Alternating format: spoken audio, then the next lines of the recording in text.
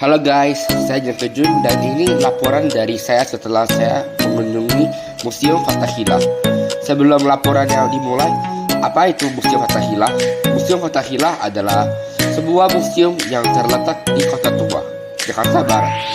Gedung ini dibangun oleh Gubernur Jenderal Jan pada abad ke-17 dengan desain mewah yang berasal dari Italia. Pada masa penjajahan Belanda, gedung ini didirikan Balai Kota Jakarta atau dulunya disebut Batavia oleh orang Belanda. Setelah para penjajah diusir dari Indonesia, gedung ini dijadikan Museum Fathahillah sekarang. Sebelum masuk museumnya, saya ketemu sebuah monumen rel di luar, dan ini adalah jalur tren lalu lintas Jakarta yang digunakan pada abad ke-19 di bawah penjajahan Belanda. Sekarang, mari kita masuk ke dalam Museum Fathahillah. Awal-awal, ini adalah penjara bawah tanah untuk perempuan. Kita masih belum bisa masuk ke dalam karena itu masih dalam proses bangun ulang. Dan yang ini adalah penjara yang lainnya. Sebelum ke sana, kita masuk ke dalam gedungnya dulu. Kita sudah masuk ke dalam gedungnya. Dan ruangan pertama adalah ruangan Tarumanegara. Tarumanegara adalah sebuah kerajaan pada abad ke-4 sampai abad ke-7 yang terletak di Jawa Barat. Kerajaan Tarumanegara ini bercorak Hindu dan percaya kepada Dewa Wisnu. Di ruangan ini ada beberapa prasasti dari Tarumanegara. Ini adalah wilayah kekuasaan kerajaan Tarumanegara seperti Bogor, Banten, Jakarta, Bekasi, dan ini juga adalah penjelasannya.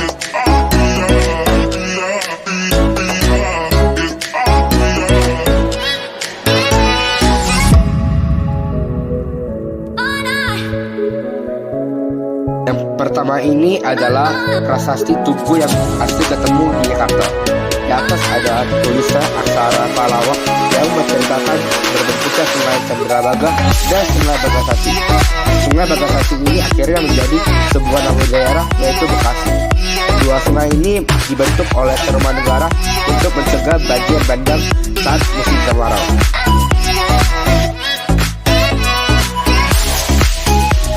Yang ini adalah prasasti Jaroteo. Ini hanya replikannya saja karena yang asli di Museum Gajah Bogor. Di atas ada telapak Raja Tarumanegara yaitu Raja Purnawarman. Karena saat itu Raja Purnawarman dikenal sebagai titisan Dewa Dewi Wisnu.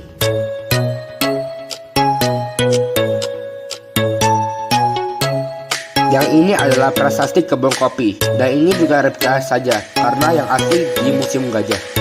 Di atasnya ada telapak gajah karena prasasti ini menayangkan sebuah dewa yaitu Dewa Gajah, dan telapak ini adalah gajah yang dijadikan transportasi untuk Raja Purnawarman.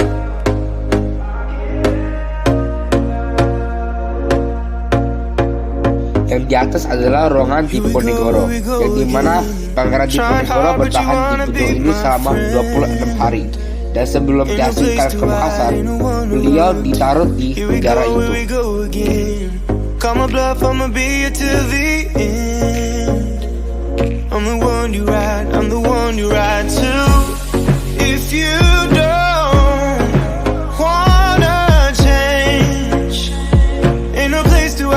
Berikut ini adalah ruangan prasejarah di Batu.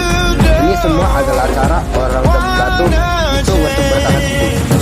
Ini adalah alat yang dibuat dari batu untuk bantu mereka bertahan hidup. Dan yang ini tengah, ini adalah bagian-bagian dari alat batu tersebut.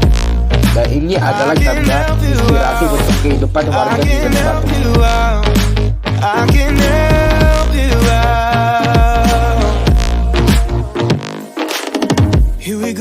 Sekarang kita memasuki ke dalam masa kolonial. Ini adalah batu tulisan nama orang yang resmikan tempat ini, yaitu Gubernur KDH DKI Jakarta pertama pada zaman itu, Ali Sadikin.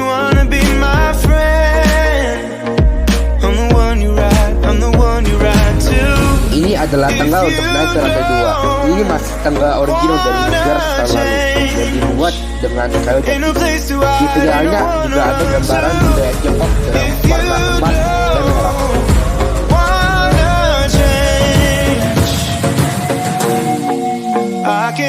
Tetapi untuk lantai 2 ada yang original yaitu yang panjang dari ujung ke ujung. Ada juga yang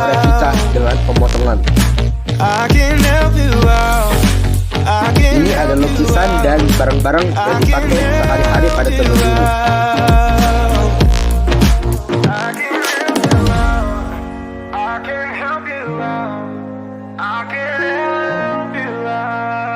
Lukisan ini adalah lukisan 3 keputusan pengadilan yang menayangkan keadilan dunia atau keadilan Romawi pada zaman itu. Ini adalah lukisan asli dari abad ke-18 yang digambar oleh W.J. Dennis. Bagian kiri ini menceritakan Raja Persia membuat aturan baru untuk hakim yang ketahuan korupsi akan dikuliti dan kulitnya menjadi alas untuk si hakimnya. Dan dalam ceritanya ada seorang hakim yaitu si Sameh ketahuan korupsi, terus dikuliti menjadi alas dan posisinya diganti oleh anaknya.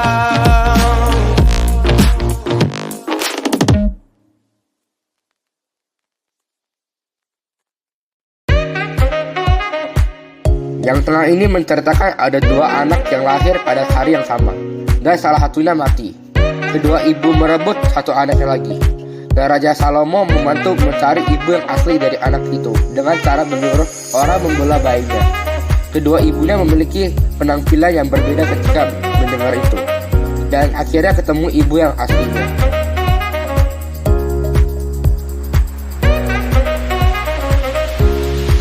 Dan di sana ini adalah seorang raja memberi peraturan bahwa yang melakukan hal berzina akan dicongkel kedua matanya. Tetapi yang melanggar itu adalah anak seorang raja. Rajanya tidak ingin melihat kedua mata anaknya dicongkel, jadi mau gak mau dia harus mencongkel satu matanya sendiri.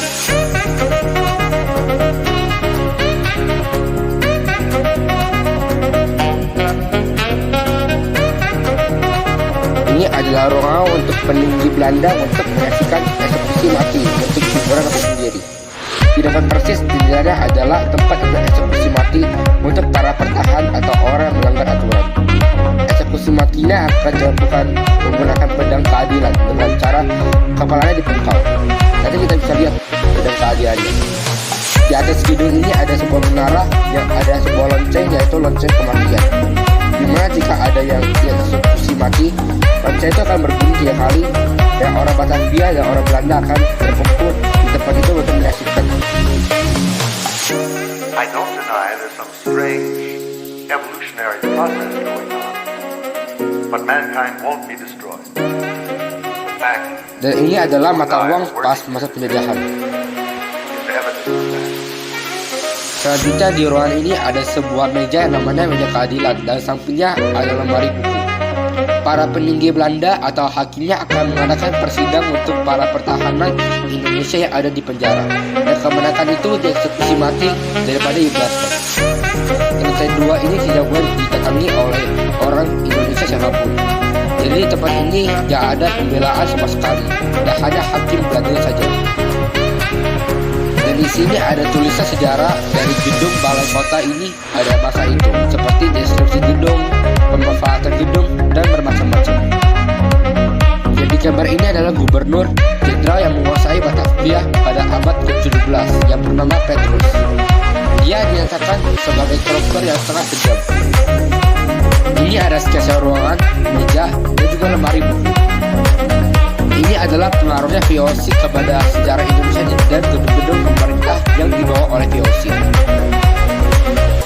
Ruangan ini juga untuk persidangan, dan ada 2 meja ini untuk semacam perundian. 2 meja ini dibuat pada abad 18 dan 19 dengan kayu jati. Salah satunya dibuat dari satu pohon yang sama.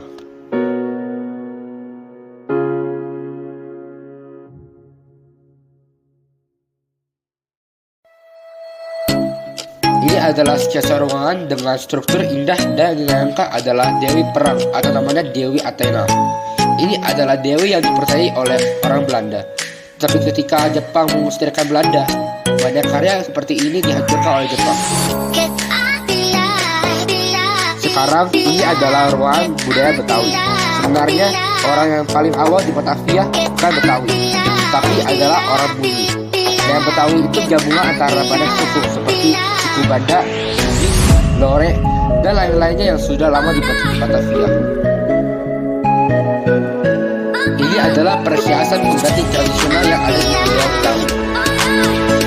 Dan juga juga ini alat untuk membuat salah satu makanan tradisional Betawi, yaitu kue satu.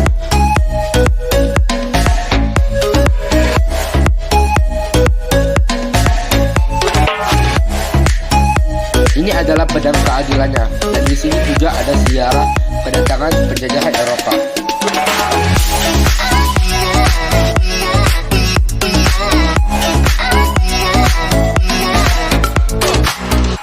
Ini adalah sebuah karya yang dibuat di Tiongkok, di Macau.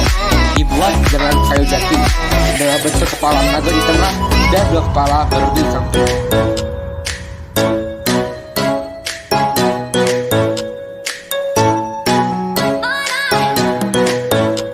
Beliau adalah Pangeran Wijayakrama atau Raja ketiga dari Jayakarta.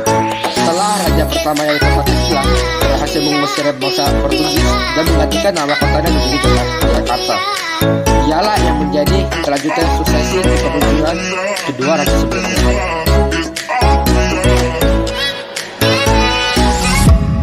Ini adalah kota Batavia pada masa penjajahan Belanda. Ini senjata yang digunakan pertahanan di Jakarta. Ini senjata api yang digunakan oleh penjajah Belanda. Ini kapal dinaiki oleh penjajah Belanda.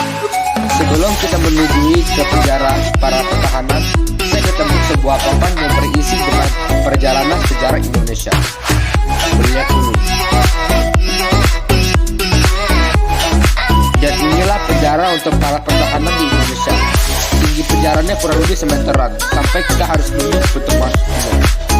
Para pertahanan Indonesia hanya dapat melakukan aktivitas di dalam penjara saja, dan ada bola besi yang dikalung di kakinya.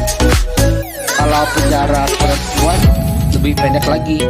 Kebanyakan orang di penjara ini meninjau sebelum eksekusi mati karena tidak kuat untuk bertahan. Kalian bisa bayangkan deh, hidup di tempat kayak gini dengan bola besi yang dikalung di kaki dan berdiri aja tidak bisa. Ini kurang lebih sketsa untuk para pertahanan di tempat ini. Oh iya, saya udah ketemu loh tulisan yang tidak jelas ditulis oleh para pengunjung yang tidak sopan dan merusak lingkungan di sebelah pintu masuk. Dan hal ini sangat tidak baik karena akan merusak properti sejarah.